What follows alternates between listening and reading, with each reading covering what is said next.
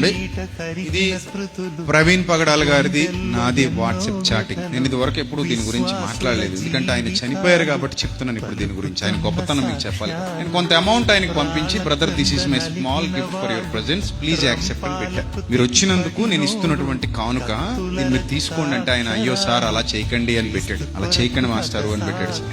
ఇప్పుడు నేను అన్నాను ప్లీజ్ అన్నా, జస్ట్ నా సాటిస్ఫాక్షన్ కోసం మీరు ఉంచుకోండి, మీరు దేవుని పనిలో ఉపయోగించండి అని పెట్టాను. మీరు దేవుని సేవ చేస్తున్నారు కదా, నాకు తెలుసు మీరు ఎంత గొప్పగా పరిచర్య చేస్తున్నారు. మీరు ధనాన్ని దేవుని పరిచర్యలో వాడండి, నేను ఇచ్చేది తక్కువే, వాడండి. మీరు దేవుని పరిచర్యలో వాడండి. మీరు బోల్డ్ అంత ఖర్చు పెట్టుకుని వస్తారు, మీ చుట్టూతో బోల్డ్ అంత మంది ఉంటారు, చెయ్యాలి, ఇంకా చాలా పరిచర్య చేయాలి. ఈ పరిచర్యలో మీకు ధనం ఉపయోగపడుతుంది, ఉపయోగించండి అని చెప్పేసి పెడితే చూడండి ఆయన ఏమని పెట్టాడంటే, నాకు సార్ ఫార్మాలిటీ ఎందుకులేండి మనకి అన్నాడు. లేదన్నా పర్లేదన్నా ఉంచండి ప్లీజ్ అని పెడితే నాకు వెంటనే కింద దేనికి వాడమంటారో చెప్పండి, నేను 4 రకాలైనటువంటి పరిచర్యలు చేస్తున్నాను, మీరు దేనికి వాడమంటే దానికి ధనాన్ని వాడతానని పెట్టాడు. అది అతనికి ఉన్నటువంటి యథార్థత.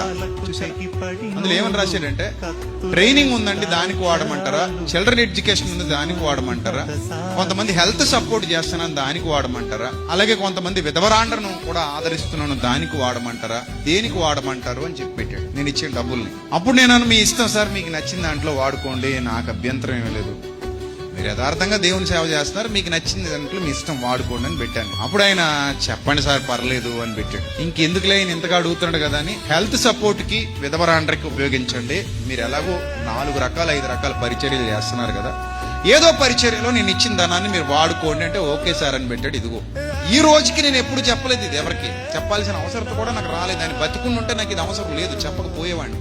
కానీ ఈ రోజు ఆయన యథార్థత ఏంటో మీకు తెలియాలి అని చెప్తున్నాను. ఒక సేవకుడిగా మరో సేవకుడు ఏంటో నాకు తెలుస్తుంది, అలాగే నేనేంటో ఆయనకి తెలుస్తుంది, ఆయన ఏంటో నాకు తెలుస్తుంది. సో వాళ్ళు చేస్తున్న పరిచర్య ఎలా ఉండబోతుందో, ఎలా ఉంటుందో కూడా తెలుస్తుంది. అది ఈయనకున్న యథార్థత. కొంతమంది అలా ఉండకపోవచ్చు, కొంతమంది మోసం చేస్తూ ఉండొచ్చు సమాజాన్ని, కానీ వాళ్ళు దేవునికి ఒక రోజు ఏం చేస్తారు, లెక్క చెప్పుకోవాల్సి వస్తుంది ఖచ్చితంగా. ఈరోజు ఆయన అలా ఉండుంటే ఆయన మరణించకపోయేవారేమో, ఆయన ఇంకా మన మధ్యలో ఉండేవారేమో అని నాకు అనిపించింది, నా మనసు కనిపించింది. సో ఏదేమైనా ప్రియమైన క్రైస్తవ సమాజం గుర్తుపెట్టుకోండి, సేవకులు అనేవాళ్ళు సత్య సంబంధులుగా మన మధ్యలో ఉండడం మనకి దీవెన, మనకి ఆశీర్వాదం. అందుకే బైబిల్ గ్రంథంలో ఒక మాట ఉంది, సువార్త ప్రకటించే వారి పాదములు సుందరములు, వారు సువార్తను ప్రకటింపకపోయిన ఎడల మీరెట్లు విందురు, ప్రకటించు వారు పంపబడని ఎడల వారెట్లు ప్రకటించుదురు. అందుకే సువార్త ప్రకటించే వారికి సహకారులుగా నిలబడండి అన్నాడు. ప్రాణమిచ్చిన క్రీస్తు దాసులు తమ సిలువను మోస్తూ బ్రతికిన గొప్ప